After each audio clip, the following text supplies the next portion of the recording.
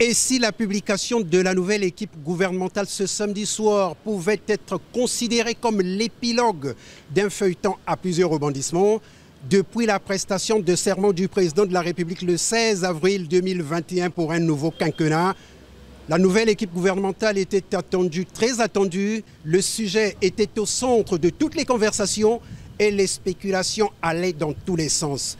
Fini le suspense, la nouvelle équipe gouvernementale est bel et bien là. Madame la ministre, félicitations à vous. Vous refaites votre comeback au gouvernement. Oui. C'est d'abord les sentiments les meilleurs, déjà pour la confiance que le chef d'État m'a refaite encore une fois de plus. Et nous espérons tout simplement que nous allons faire de notre mieux pour être à la hauteur des attentes. Mon entrée au gouvernement est tout à fait quelque chose de singulier. Et là, je vais essayer d'apporter ma modeste contribution à la réalisation de l'édifice.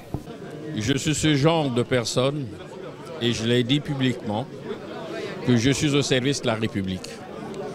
Et ce que j'ai pu faire à ce premier conseil de cabinet, me mettant en service pour l'intérêt général, c'est d'y avoir apporté à la fois ma ponctualité physique et ma ponctualité morale. Je vais vous donner une réaction assez rapide puisque nous avons eu les recommandations du Premier ministre, chef du gouvernement, à l'ensemble de l'équipe gouvernementale et nous avons bien pris note de ces recommandations et nous allons nous mettre au travail.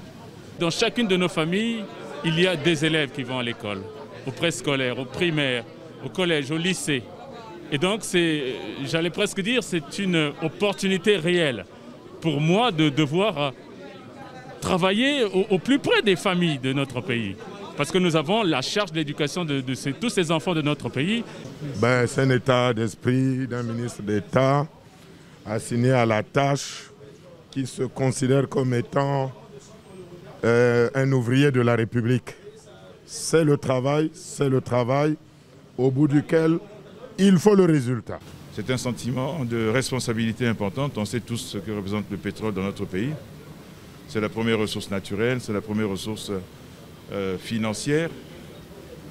C'est sans doute en réussissant à faire de ce secteur le levier dont le pays a besoin que nous pourrons redresser le pays. Ensemble, nous devons poursuivre la marche. Nous avons encore des challenges à relever.